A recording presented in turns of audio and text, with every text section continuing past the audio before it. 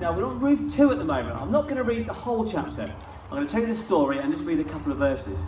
What's happened is Naomi and Ruth, Naomi's mum, mother-in-law, and Ruth come back home to Bethlehem. Ruth is a foreigner and a widow. They're both widows. And we take up the story now as we find them destitute with nothing. And they have to find a way of finding food. Now, tradition at the time, they could walk behind the harvesters and pick up all the grain that's on the floor. It's called gleaning. That's what Ruth is doing. And she arrives at Boaz's field. And then Boaz says this to her. All that you have done for your mother-in-law Naomi since the death of your husband has been fully told to me. And now, and how you left your father and your mother and your native land and came to a people who you did not know. May the Lord repay you for what you've done, and a full reward given to you by the Lord, the God of Israel, under whose wings you come to take refuge. And then she said, I have found favour in your eyes, my Lord. You have comforted me and spoke kindly. At the mealtime, Boaz said to her, come here and eat some bread and dip your morsel in the wine. And so she sat beside the reapers, and he passed her the roasted grain. And then Boaz said quietly to his men, let her glean, even among the sheaves. Do not reproach her. And also, put out some grain for the bundles and scatter it on the floor and leave it where she can find it. Do not rebuke her.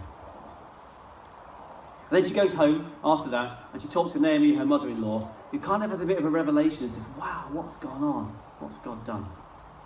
That's Ruth 2 in a nutshell.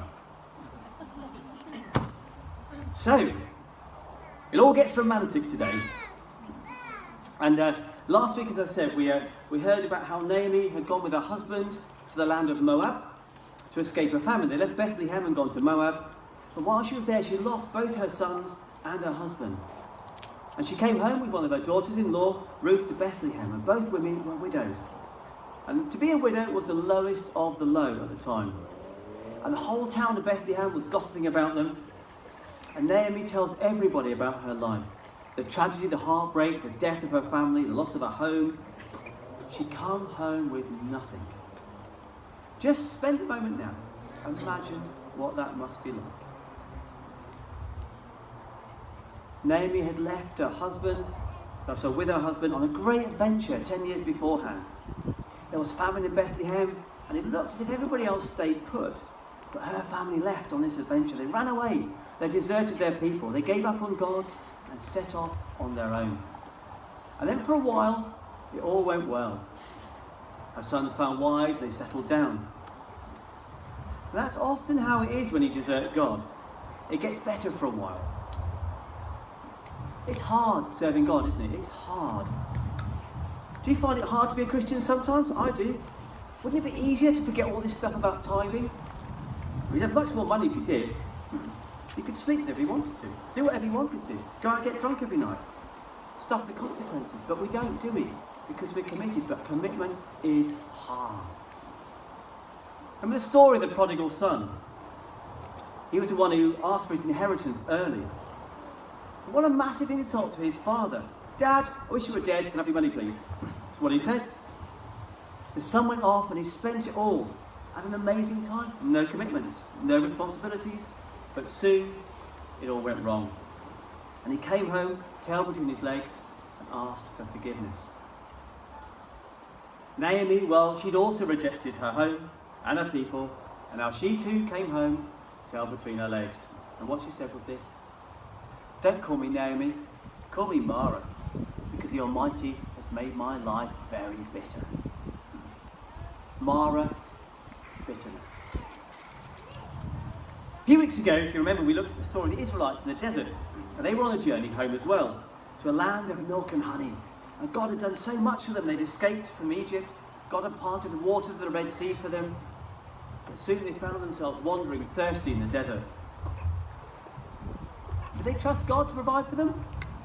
Nope. They arrived at a place in the desert which was called Mara.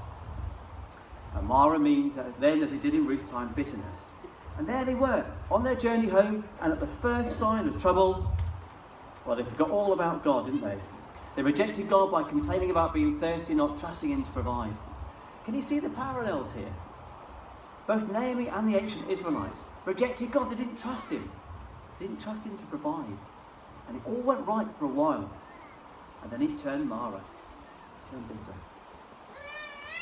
Now the Bible tells us that both these groups overcame bitterness by trusting God. On the big scale, God told the Israelites they needed to trust him and follow his rules and the way of life. And in the book of Ruth, it kind of comes back home. And we see how this works out in Naomi's life. How the big command for a nation affects the individual person, like you or me or Naomi or Ruth. But you see, these commands, this call to obedience, was the very, very thing that Naomi had run away from in the first place. She'd run from the commitment, run from the safety of her culture. She'd run from God because it seemed an easier thing to do. And now that she was back, those very rules, those very promises she'd rejected, they were the ones that were going to save her life and Ruth's. But more of that in a moment. But first, I want to ask you a question. Do you ever find yourself feeling bitter?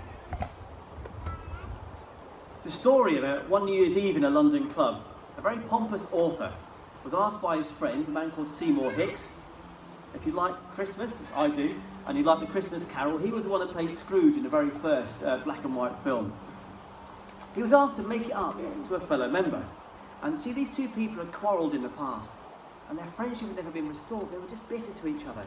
You must, Hicks said, it's very unkind to be unfriendly at such a time. Go over now and wish him a happy new year.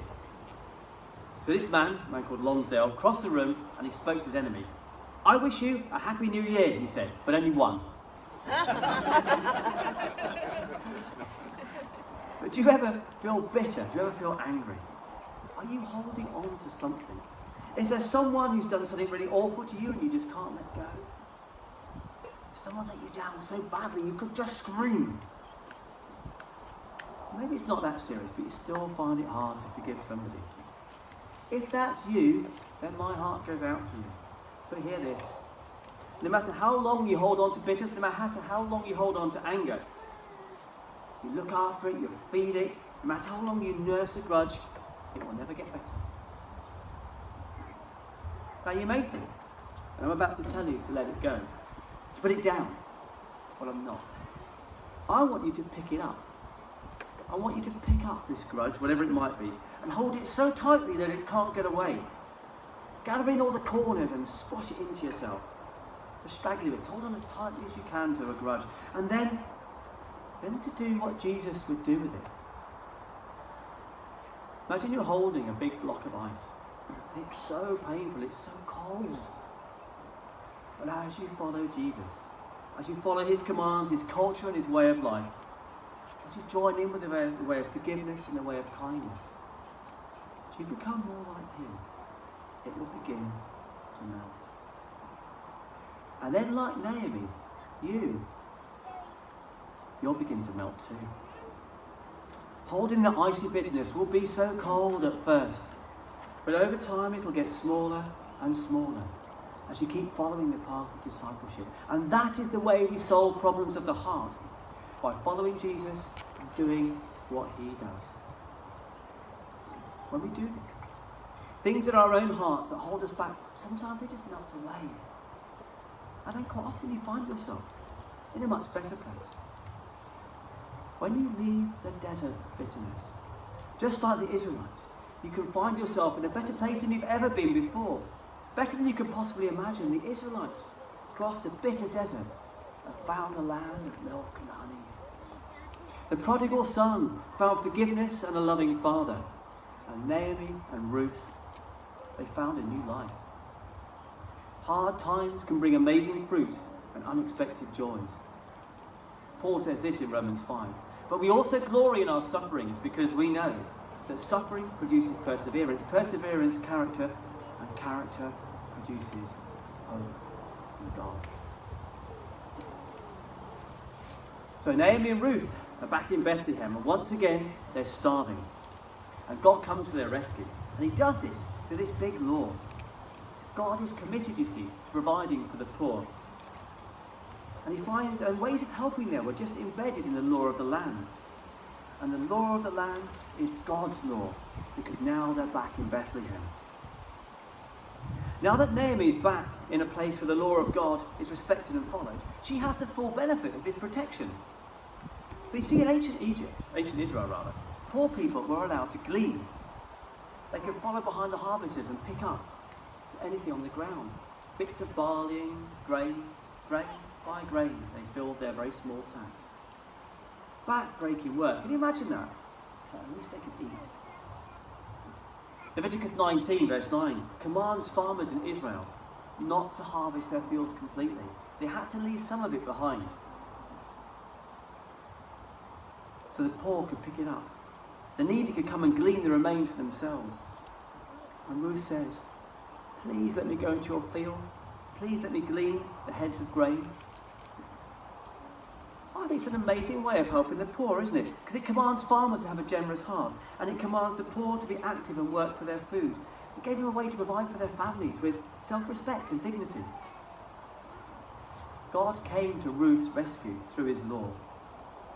But you know, it's more than just the law. He was active. He's active now. In our world, he's active in all of our lives, and he was active in Ruth's life. God works for us by setting out the broad pattern of how we should live. He helps us by teaching us the ways of discipleship, but he's active and he guides us and guides people. For Ruth, you see, doesn't end up in anybody's field. She ends up in a field belonging to Boaz. Now, Boaz, this is where it gets more romantic now, because Boaz is kind of like Mr. Darcy and Han Solo and Poldark, kind of all rolled into one. Tall, yeah, you can see, tall, dark and handsome. Wonderful. Yeah, maybe not. I see Gemma looking in despair over there. See, Boaz was rich, and Boaz had completely fallen for Ruth. From the moment he first set eyes on her, who is that? He said. Who's that in my field? When he saw this strange woman gleaning. She's Ruth, the young woman who came back from Naomi. Boaz had heard of her kindness. He'd heard of her kindness to her aging mother-in-law, and he just fell for her. But the thing is, he's quite a bit older than Ruth, and I don't think he thought he stood a chance, really. He might have been rich and powerful, but he's also a humble, humble man. He didn't want to press her or embarrass her. Now, as Grace said, he could have taken her by right. He was their redeemer. She belonged to him, really. But he wasn't going to do that. But that's not who he was. We know that for various reasons. For a start, he cared for her safety. For a young widow was vulnerable in so many ways, especially a foreigner like Ruth. It's bad enough for refugees in France now. But back in those brutal times, Ruth was in real danger. With no man to protect her, she was fair game for any farmhand. Naomi warns her of this, and so does Boaz. Stay with the other women, he says. Stay with them, you'll be safe. Boaz lets her glean in his field. But he helps her out in the most incredible way. And I think the way he does this, the Bible describes the way he does this, it's the most romantic and wonderful part in the whole of the Bible. I love it. But you see, Boaz makes sure she's got everything that she needs. But he doesn't tell her that it's him that's doing it. He helps her in a way that preserves her dignity. He doesn't just give her food like a rich man down to a poor woman. He lets her keep her pride. He gives her just a little bit too much lunch, so she's got some to take home with her. Then he tells his harvesters to drop a bit too much grain here and there, in places that he knows she'll find it. And she thinks that she's just had a great day gleaning. But Boaz has looked after her in the background, gently and kindly. It's a proper love story, isn't it? Great, like a film. But what an amazing way to give. Boaz gave with no thought for himself, but he wanted to preserve her pride and her dignity. And he behaved just like Jesus did when he rescued a woman who was about to be stoned to death for committing adultery. Does anyone here condemn you? He asked. Well, no one spoke, and neither do I. Neither do I. What amazing words. What incredible words for her to hear. A woman condemned by all, hated by all, about to be stoned to death, is loved and forgiven by the greatest teacher of the time. Wow. There was an author, an American author called Henry James, He wrote The Turn of the Screw if you're a literary person. And he once said, 3 things in human life are important. 3 things. Firstly, to be kind. Second, to be kind. And thirdly, to be kind. Being kind is as important as it gets. And Jesus was kind to the woman caught in adultery. Boaz spoke kindly to Ruth. And he tells her that she's found favour in his eyes. Then he goes on to say the most amazing thing. The most amazing thing you could ever hear. He says, because of your kindness, Ruth, you're now accepted by the God of the universe. Back at the beginning, Ruth said to Naomi that she would accept the God of the Israelites, that she was going to do that. And now Boaz, a rich and powerful man, the one who holds sway over her, puts out his hand in friendship and says the magic words, Ruth, he's God. Well, he's accepted you. It was Ruth's step, her next step on the way home, to her new home with the people of Israel. But you see, kindness gave Ruth a new home. And then Ruth, full of it, runs back home and tells Naomi everything. And this brings about the most remarkable change in Naomi. This was the woman who was bitter and twisted when she returned home to Bethlehem. But she burst out with, blessed be the name of the Lord, who has not forsaken his kindness to the living and the dead. Who is this? Is this the same woman, the same Naomi, who came into town saying, call me Mara, for the Almighty has dealt bitterly with me? Is this the same woman who said, the Almighty has afflicted me? Yes, it is. It's the same woman, because now she can see more of God's plan unfolding, and she can see how all things are working together for good for those who love God. You see, Naomi's starting to realise what's going on. At last she's seeing the point. She realises how important it is to trust God, even when it all looks as if it's all going in the wrong direction. Ruth's kindness to Naomi, well, that spoke to Boaz.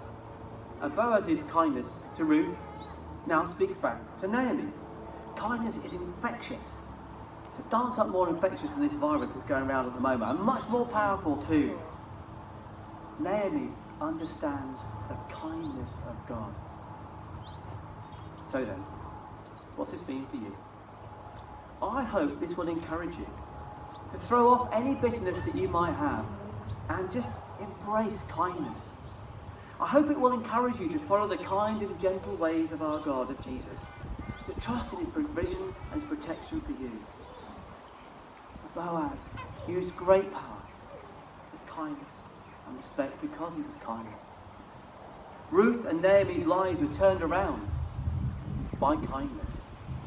And Ruth became a child of the eternal God because he saw amazing kindness in her.